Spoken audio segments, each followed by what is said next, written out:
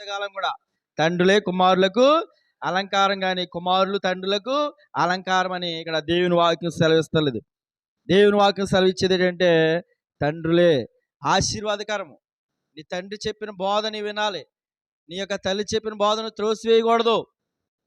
తండ్రి చెప్పింది చేస్తే పిల్లరా మరి అది చాలా ఆశీర్వాదకరం. చాలామంది అనుకుంటారు మరి నా తల్లిదండ్రులు చదువుకోలేదు, వారికి ఏం తెలియదు అనుకుంటూ ఉంటారు పిల్లరా. అయినా సరే నీవు తండ్రి చెప్పినదే వినాలి. ఎందుకంటే పిల్లరా మరి దేవుడు పెట్టినటువంటి అది ఆ యొక్క అధికారం అంటే దేవుడు పెట్టినటువంటి ఆ విధానము ఈ భూమి మీద తండ్రుల ద్వారా దేవుడు మనలను పిల్లలను ఆయన పోషిస్తూ ఉంటాడు అన్నమాట అండి. దేవుడు పెట్టినటువంటి సిస్టమ్ ఇదంతా కూడా తండ్రి తల్లి కుమారులు కుమార్తెలు ఆ యొక్క దేవుడు పెట్టినటువంటి ఆ విధానంలో వెళ్ళాలన్నమాట అండి. ఆ విధంగానే తండ్రుల ద్వారానే దేవుడు నిన్ను ఆశీర్వదిస్తాడు, దీవిస్తూ ఉంటాడు. హల్లెలూయా. దేవుడు పెట్టినటువంటి మరి ఆ విధానానికి మనం ఎదురు వెళ్ళకూడదు అన్నమాట అండి. దేవుడు పెట్టినటువంటి మరి ఆ పద్ధతిలో మనం నడుచుకోవాలి. అప్పుడు అది మనకి దీవెనకరంగా మారుతుంది, ఆశీర్వాదకరంగా మారుతూ ఉంటుంది అన్నమాట అండి. హల్లెలూయా. తండ్రులే కుమారులకు అలంకారము. మరి పిల్లరా చూడండి, మరొక వచనం చూద్దాం మనం. హెబ్రీయులకు రాసిన పత్రిక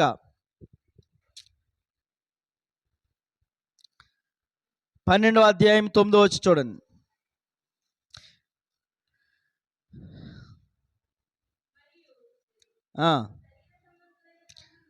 మరియు శరీర సంబంధులైన తండ్రులు మనకు శిక్షకులై ఉండిరి, వారి యందు భయభక్తులు కలిగి ఉంటిమి. అట్లయితే ఆత్మలకు తండ్రి అయిన వానికి మరి ఎక్కువగా లోబడి బ్రతుకవలెను కదా. హల్లెలూయా. పిల్లరా ఇప్పటి వరకు మనం శరీర సంబంధమైనటువంటి తల్లిదండ్రుల గురించి మనము ధ్యానం చేస్తాం పిల్లరా, తెలుసుకున్నాము. ఇప్పుడు ఇక్కడ హెబ్రీ గ్రంథకర్త చెప్తూ ఉన్నాడు, ఆత్మలకు తండ్రి అయిన వానికి. ఆత్మల తండ్రి గురించి ఇక్కడ మాట్లాడుతూ ఉన్నాడు. మన ఆత్మలకు, మన శరీరంలో ఒక ఆత్మ అనేది ఉంది. ఈ శరీరం ఏంటంటే ఆత్మకు ఒక గుడారం అన్నమాట అండి. హల్లెలూయా. ఈ శరీరం ఏంటండి? ఈ శరీరము ఆత్మకు ఒక ఇల్లు లాంటిది. మరి ఈ ఆత్మ ఈ యొక్క భౌతిక ప్రపంచంలో మరి జీవించాలంటే ఈ ఆత్మకి ఏముండాలి? ఒక శరీరం కావాలి. కాబట్టి దేవుడు మనకి శరీరం అమర్చి ఆ శరీరంలో ఒక ఆత్మ అనేది పెట్టాడు. ఆత్మలకు తండ్రి ఎవరంటే పిల్లరా పరలోకమందు ఉన్నాడు ఆయన. హల్లెలూయా. పరలోకమందున్న మన తండ్రి ఆయన. మన ఆత్మ ఉండకుండా, ఆయన మార్గములలో ఉండకుండా పిల్లరా, ఆయన చిత్తంలో ఉండకుండా, ఆయన ప్రణాళికలు, ఆయన ఉద్దేశములు, దేవుని ఆలోచనలో మనం ఉండకుండా తప్పిపోతున్నాం అనుకోండి, దేవుడు మనల్ని ఏం చేస్తాడండి? శిక్షిస్తూ ఉంటాడు. ఒక్కొక్కసారి ఏం చేస్తాడమ్మా? శిక్షిస్తూ ఉంటాడు. అప్పుడు ఏంటి? దేవుడు నన్ను ఇలాగా ఇబ్బంది పెట్టేస్తున్నాడు, దేవుడు నన్ను ఇలాగా శిక్షించేస్తున్నాడని మనం ఆ శిక్షను తృణీకరించమనుకోండి, ఇక్కడ అంటున్నాడు కదా, కుమారులైన వారందరూ శిక్షలో పాలు పొందుతున్నారు. మీరు పొందని ఎడల దుర్బీజులే కానీ మీరు కుమారులు కారు. మీరు పొందకపోతే ఆయన శిక్షలో మీరు పాలు పొందకపోతే కుమారులు కారు. మనకు నడవలసిన త్రోవ ఏదో మనకు తెలియదు పిల్లరా. దేవుడు నడిపిస్తూ ఉంటాడు. ఆయన త్రోవలో మనం తప్పిపోయి వెళ్ళిపోతున్నాం అనుకోండి, ఆయన మనల్ని ఏం చేస్తాడంటే శిక్షిస్తూ ఉంటాడు. నువ్వు శిక్షణలో ఉండకుండా నేను నా ఇష్టానుసారంగా వెళ్తానంటే నీవు దేవునికి కుమారుడు కాదు, కుమార్తెవు కాదు. హల్లెలూయా. యేసయ్యా నిన్ను వెన్నంటగానే ఆజ్ఞల మార్గము కనిపించెనే. యేసయ్యా నిన్ను వెన్నంటగానే ఆజ్ఞల మార్గము కనిపించెనే. నీవు నన్ను నడిపించగలవు, నేను త్రోవలో నీవు నడిపించగలవు, నేను నడువవలసిన త్రోవలో సుగుణాల సంపన్నుడా, స్తుతిగానాల వారసుడా, జీవింతును నిత్యము నీ నీడలో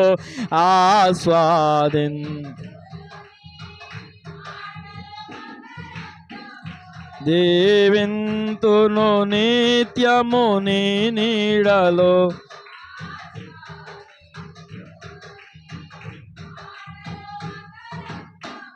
హల్లెలూయా. పిల్లరా, మన దేవుడు పంపించేటువంటి ఆ శిక్షలో మనము పాలు పొందకపోతే మనము కుమారులము కాలేమని ఇక్కడ మరి పరిశుద్ధాత్మ దేవుడు మనతో చెప్తూ ఉన్నాడు. 9వ వచనం కూడా చదవండి. హెబ్రీయులకు రాసిన మరియు శరీర సంబంధులైన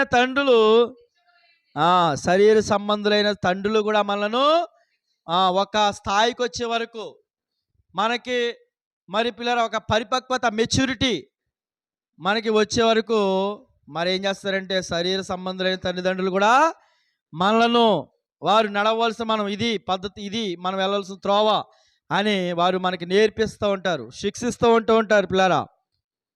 హల్లెలూయా. అయితే ఆ విధంగానే పిల్లరా ఇక్కడ మరి వారి యందు భయభక్తులు కలిగి మనం ఉన్నాము. మరి తల్లిదండ్రులు చెప్పినప్పుడు మనం భయభక్తులు కలిగి ఏ విధంగా విన్నామో ఆత్మలకు తండ్రి అయిన వానికి మరి ఎక్కువగా మనము లోబడి మన ఆత్మలకు పిల్లరా ఈ భూమి మీద మనము పిల్లరా ఉన్నప్పుడు తల్లిదండ్రులకు మనం లోబడి ఏ విధంగా జీవిస్తున్నామో అదే విధంగా మనం నిత్యత్వం మనం ఎక్కడ గడపబోతున్నామంటే పరలోకంలో గడపబోతున్నాం. మన నిత్యత్వం ఎక్కడ ఉంటుందండి? పరలోకంలో. మరి మరి శరీర సంబంధమైనటువంటి ఈ యొక్క కొద్ది కాలానికే ఈ కొద్ది కాలంలో శరీర సంబంధమైన తల్లిదండ్రులకు మనం లోబడినప్పుడు వారి ఎడల మనం భయభక్తులు కలిగి జీవించినప్పుడు మనం నిత్యము జీవించే ఆ పరలోకపు తండ్రి ఎదుట ఆ పరలోకపు తండ్రికి మనము ఎంతగా లోబడాలి అని చెప్తూ ఉన్నాడు పిల్లరా. హల్లెలూయా. ఆయనకు మరి ఎక్కువగా మనం లోబడి బ్రతకాలి పిల్లరా. లోబడైనది చాలా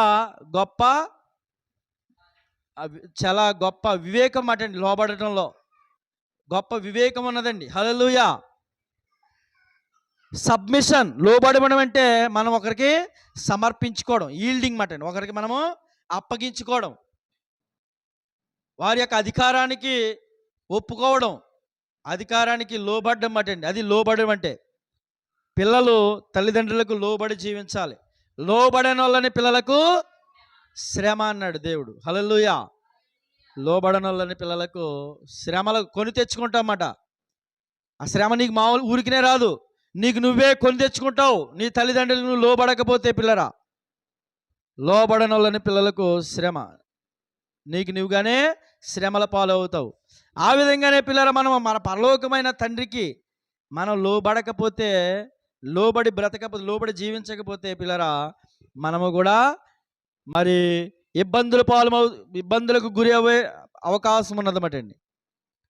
ఎవరైతే మరి ఆత్మలకు తండ్రి అయిన పరలోకపు తండ్రికి లోబడి జీవిస్తూ ఉంటారో పిల్లరా, ఆయన శిక్షణలో పాలు పొందుతూ ఉంటారో, దేవుడు ఆశీర్వాదాలు ఇచ్చి మేలులు ఇచ్చి ఆయన నిన్ను మరి సంతోషపరుస్తున్నప్పుడు నీకు హాయిగానే ఉంటుంది. అయితే మన ట్రైనింగ్ అంతా ఎందుకంటే మరి పిల్లరా మరి ఈ యొక్క మరి ఈ జీవితంలో మరి ఈ యొక్క 70-80 సంవత్సరం జీవితంలో మనము మంచి ఉన్నత స్థానాల్లో ఉండాలని తల్లిదండ్రులు మనల్ని ఎంతగానో వారు శిక్షిస్తూ ఉంటారు. హల్లెలూయా.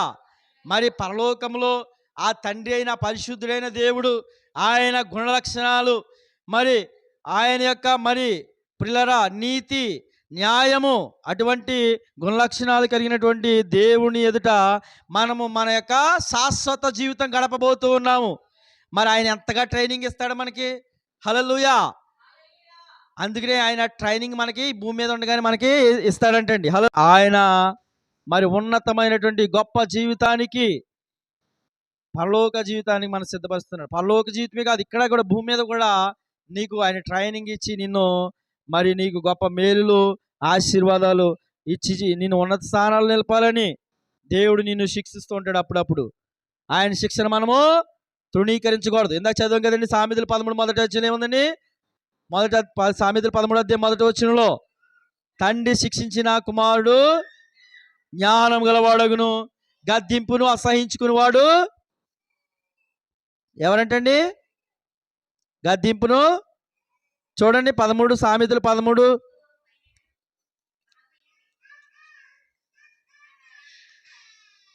అపహాసకుడు గద్దింపునకు లోబడడు. హల్లెలూయా. అపహాసకుడు అంటండి గద్దింపునకు లోబడడు. అదేవిధంగా చూడండి 12వ అధ్యాయము మొదటి వచ్చి చదవండి. 12వ అధ్యాయం సామెతలు 12 మొదటి వచ్చును.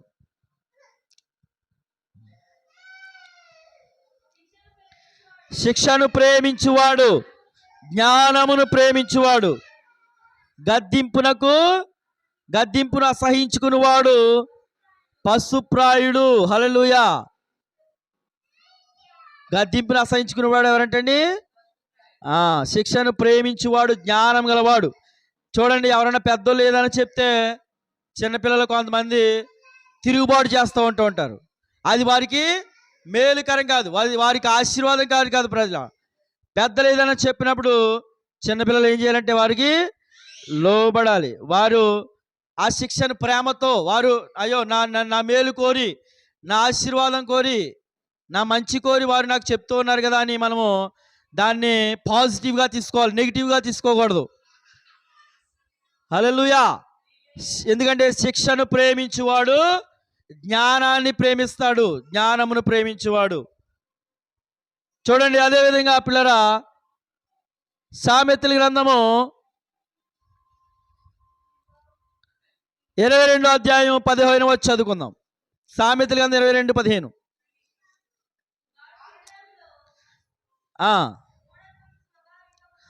బాలుని హృదయములో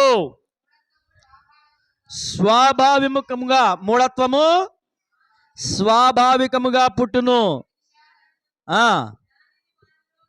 దానిని వానిలో నుండి తోలివేయును. హల్లెలూయా. పిల్లరా, బాలుని హృదయంలో మూర్ఖత్వము అది స్వాభావికంగా, మరి ఈ లోకంలో ఉన్నటువంటి ఆ స్వభావంకి అనుగుణంగా అది వచ్చేస్తూ ఉంటుందంటండి.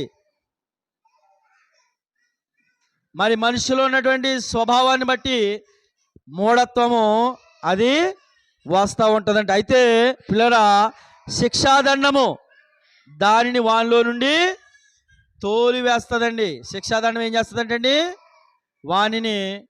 దానిని వానిలో నుండి తోలివేస్తుంది. అంటే మరి దేవుడు కూడా మనల్ని పిల్లరా, మరి మనలో ఉన్నటువంటి ఆయనకి విరోధమైనటువంటి స్వభావము, పాప స్వభావము మనలోనికి రాకుండా ఆయన ఏం చేస్తాడంటే అప్పుడప్పుడు మనలను శిక్షిస్తూ ఉంటాడు. శిక్షాదండాన్ని ఆయన ఉపయోగిస్తూ ఉంటాడు. ఆ శిక్షాదండం మనలో నుంచి దానిని తోలివేస్తూ ఉంటుంది అన్నమాట అండి. హల్లెలూయా. మనలో ఆయనకి అయిష్టమైన వాటిని ఆ యొక్క శిక్షాదండము మనలో నుండి అన్నింటిని కూడా తొలగిస్తూ ఉంటుంది.